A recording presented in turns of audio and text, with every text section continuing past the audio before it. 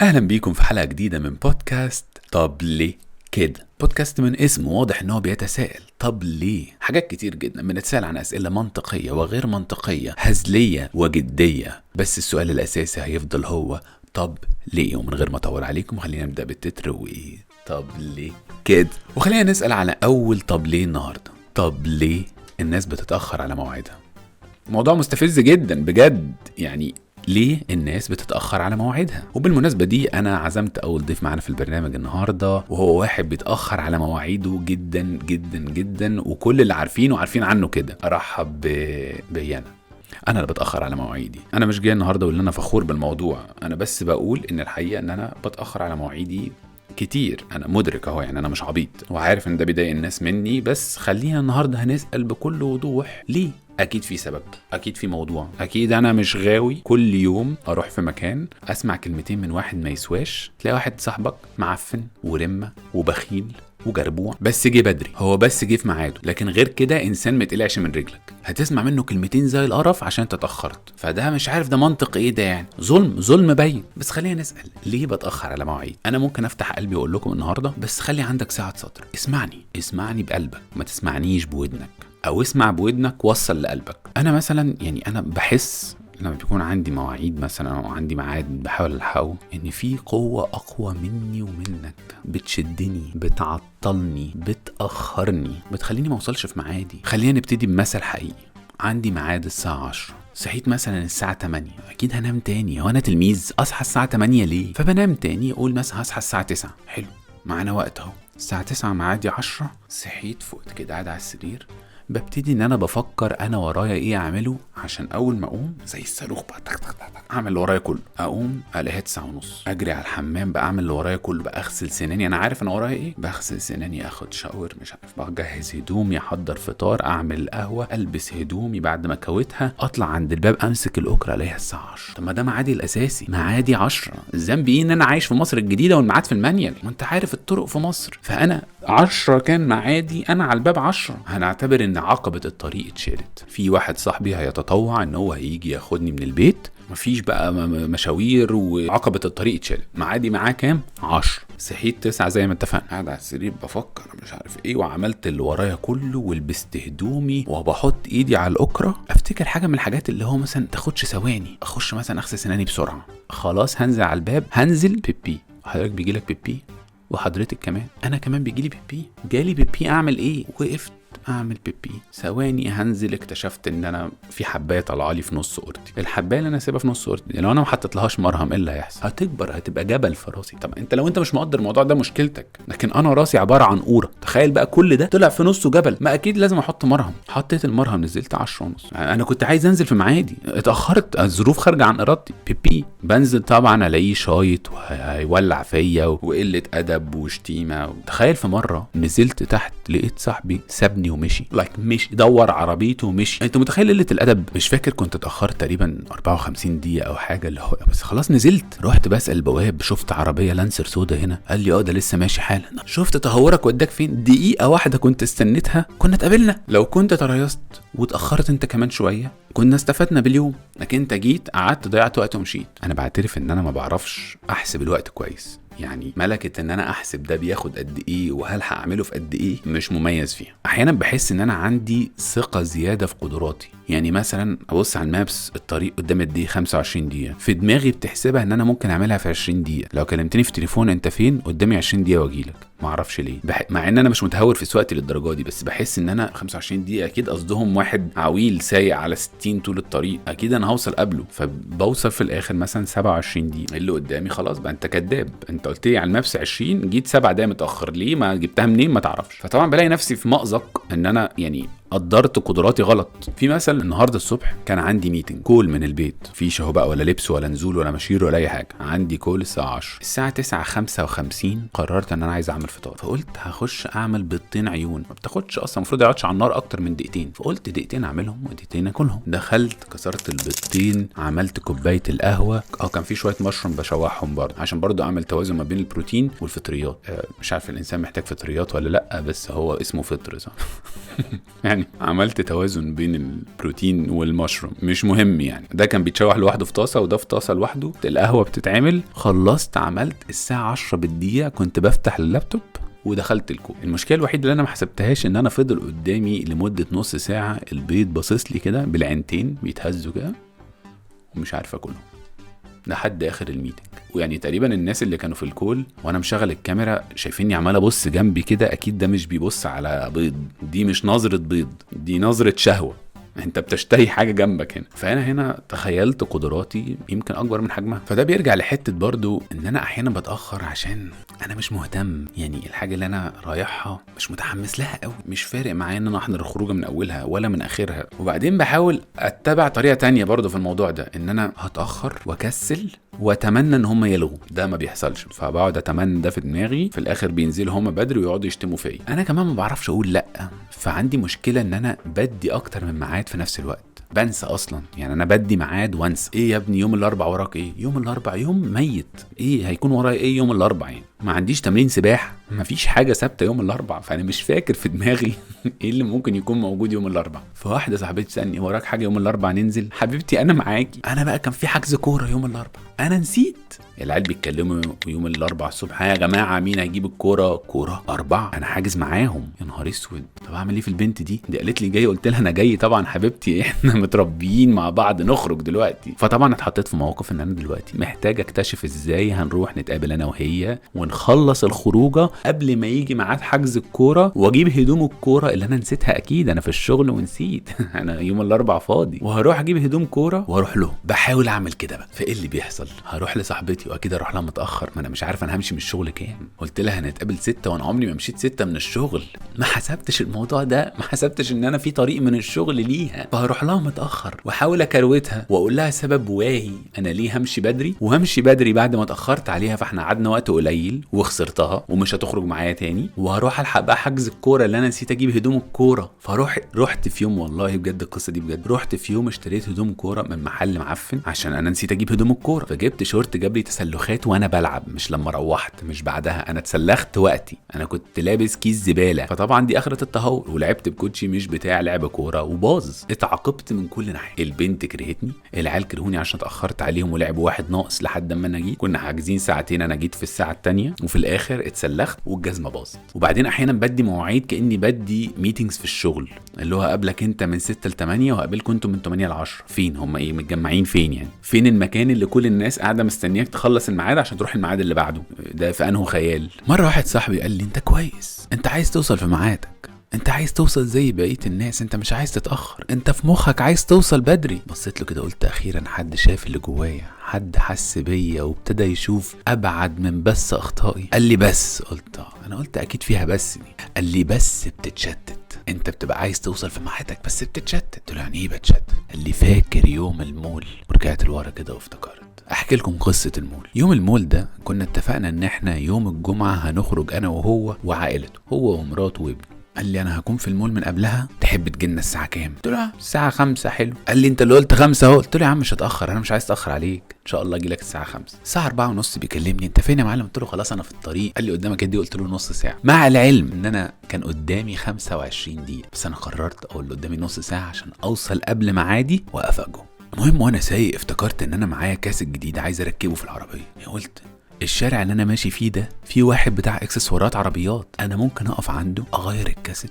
اغير الكاسيت دي اللي هي مش موضوع يعني، فك 4 مسامير، ركب الكاسيت، ركب 4 مسامير ومشيت وركبت كاسيت جديد وانبسطت، ويوم اجازه ويا دوب وهلحقه، انا معايا 10 دقايق زياده. فوقفت فعلا عند بتاع الكاسيتات، بس لاجل حظي الفقري وانا بركب الكاسيت بخلعه من مكانه التابلو اتكسر. هو تقريبا كان على لمسه، الشمس كانت واكلاه، التابلو اتكسر. تك تك تك تك سمعت حاجات بتطير، وجاي اطلع الكاسيت التابلو اتفك من مكانه. التابلو ده اللي هو الداشبورد يعني لو حد مش عارف. فمش عارف اعمل ايه بقى، وتوترت جدا، وخلاص انا لازم اركب يعني همشي بتابلو مكسر يعني. قمت جبت الشكرتون، عملت شبكه على شكل التابلو، عملتها زي شاسيه التابلو، وابتديت انقط في الفراغات امير، انقط امير في النص عشان يعني يرجع يمسك في بعضه تاني، وزق من هنا زق من هنا. الراجل ابتدى يساعدني برضو، مسك في بعضه. مفيش 5 دقايق 10 دقايق بالكتير كان نشف، شكله كان وحش شويه بس ركب مسك في بعضه. فكنا ساعتها الشيكرتون ورجعنا الطابلوه مكانه. للاسف الشديد كمان الكاسيت مركبش الجديد، يعني بعد ما الطابلوه ما اتكسر ما عرفناش نركبه، فاضطرينا نركب القديم تاني. المهم يعني خلاص قلت خلاص حظي وحش يعني. طلعت على المول الحقه، تخيلوا اكل من غيري. وصلت له الساعه 7:15. طب ما ده غصب عني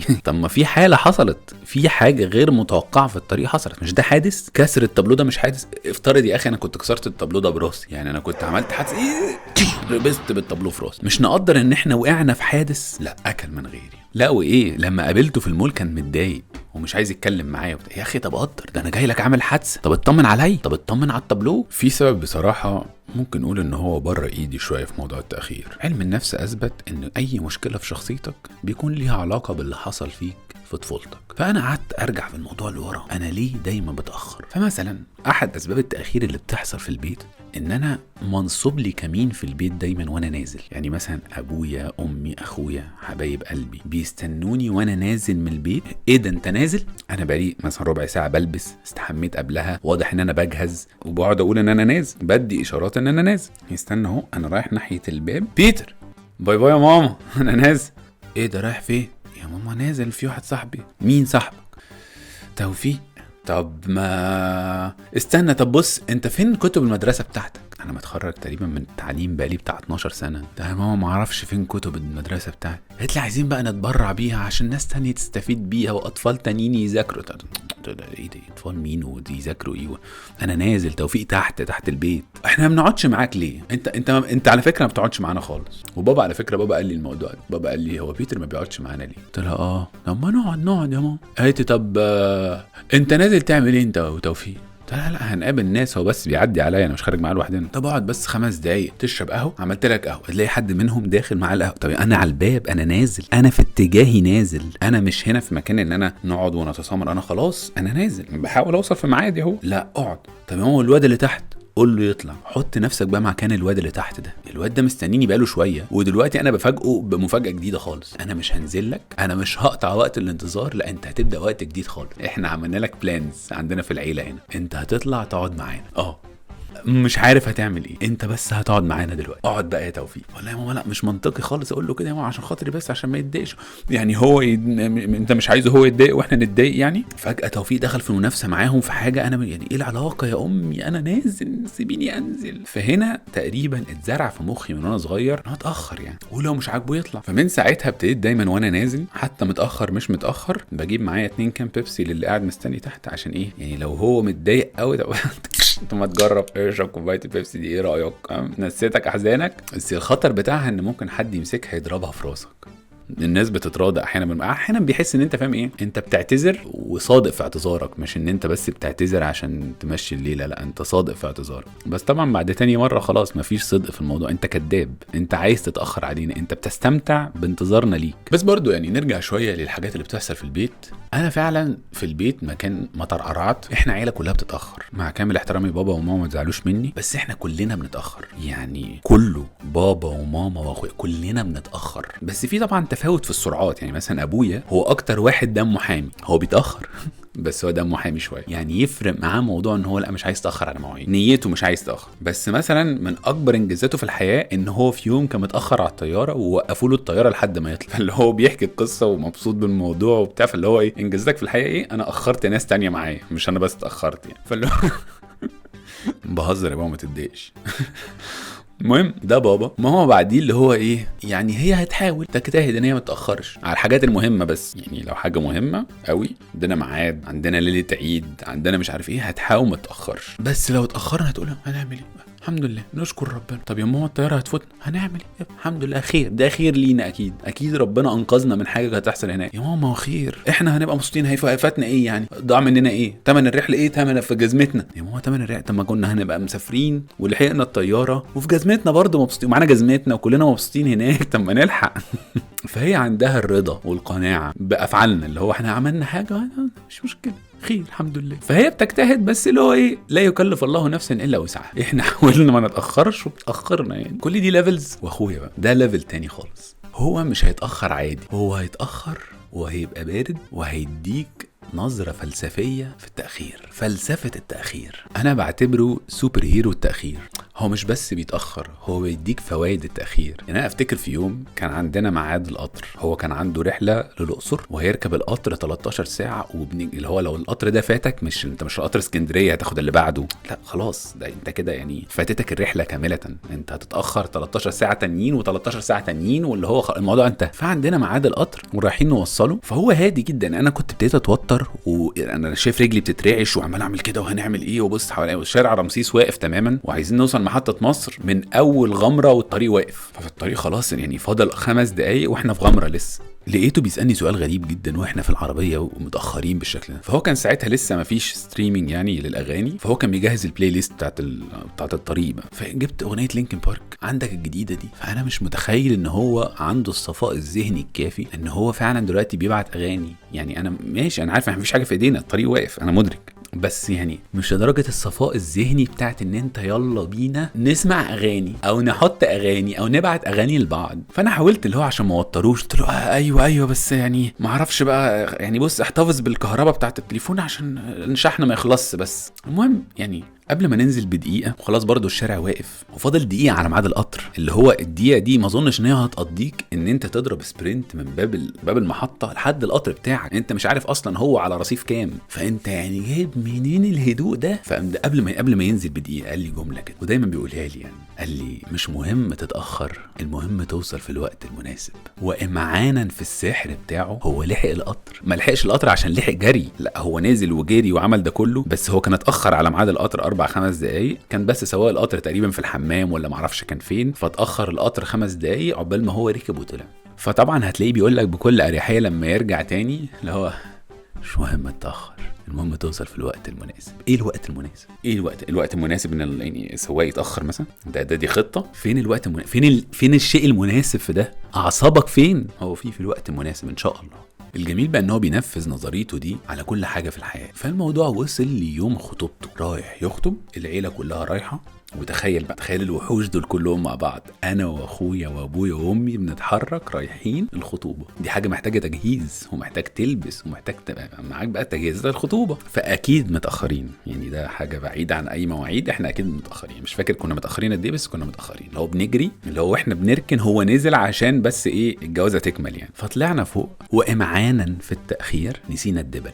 فخلاص احنا الناس كلها متجمعه وهيبتدوا بقى اللي هو يصلوا وبتاع، ومفيش دبل.